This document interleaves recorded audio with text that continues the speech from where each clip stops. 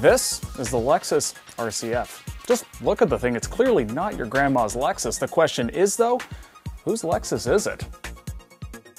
Everything about the RC F screams, I'm a serious performance machine out to seriously challenge the BMW M4, Audi RS5, and Cadillac ATS-V. There's the styling for one, it's kind of insane.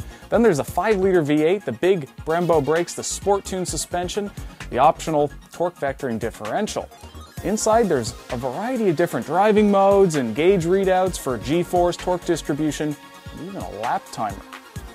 Trouble is, it doesn't really back any of that up. It's too heavy for one, nearly 500 pounds more than an M4. It's actually closer to an M6. So even though it has 467 horsepower, it's slower than its competitors, and because most of its power is up high in the rev range, it feels even slower. And not only is it heavy, but it feels enormous when you're behind the wheel, and everything's just not sharp enough. The steering, the automatic transmission, the handling in general. Plus, the traction control is always butting in. Really, the RC F doesn't really feel like a real M4 rival. It feels more like a luxurious modern muscle car, as if Lexus set out to build a Mustang. And frankly, if you look at it that way, the RC F gets a lot more appealing. Like a modern muscle car, it may not be M4 fast, but that V8 is still plenty thrilling, and you'll be able to hustle it along a road like this. Then there's the cabin. The seating position is a little lower, more reclined, and better suited for a long trip up the coast than a blast up a mountain. The seats are like being wrapped in a gentle hug, supportive without squishing your rib cage on the way to Kroger.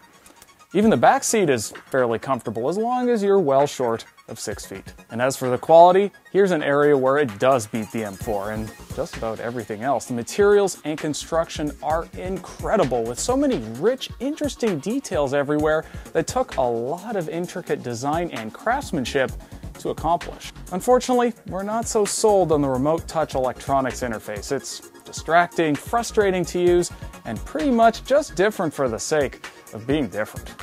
We're also not sold on the price tag. As tested, this RC F tops $70,000, which when equally equipped is what an M4 or RS5 would be.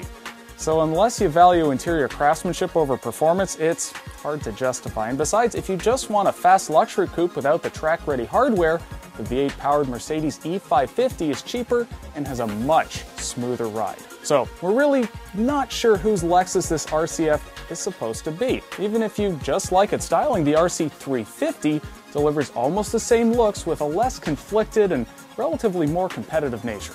Let us know what you think and follow this very RC F for the next year during its Edmunds long-term road test.